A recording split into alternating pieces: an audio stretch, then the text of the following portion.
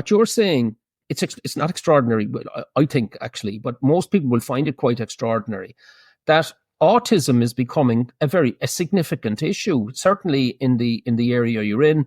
If it's happening in your constituency, it's nationwide. So how prevalent is this, and what are mums and dads saying to you? I'm going to be honest with you, Eddie, it's overwhelming. And I know I've said I have two daughters, 20 and 21, and when I look at their whole generation, they seem to be relatively speaking, there's not so many children of that age group. They're not children, of course, they're adults now, but it seems to be, it was mind-blowing. It was actually mind-blowing turning up to meetings to hear parents stand up, one after the other, to say, my child has been diagnosed, or I'm waiting 6 years for my child to receive diagnosis.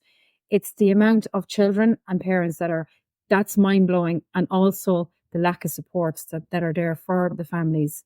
That's even more mind-blowing, because we all saw the money that's been blown recently up in Dáil Éireann on bike sheds and mobile phone pouches and stuff. And these children and their families are really, really, really struggling. It's incredible. And what do you attribute it to? Parents are telling me all sorts of, you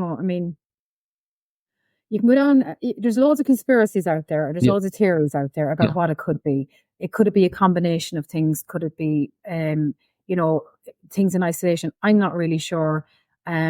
It's very, very difficult to say. Well, maybe I can help, because one of the key hypotheses, and it's a hypothesis, it needs to be scientifically proven. There seems to be a correlation between the amount of vaccination that is going on in the human population and the explosion of autism. Robert F. Kennedy talks about this all the time. Now, he's saying that it's not scientifically proven, but it needs to be scientifically investigated. That it warrants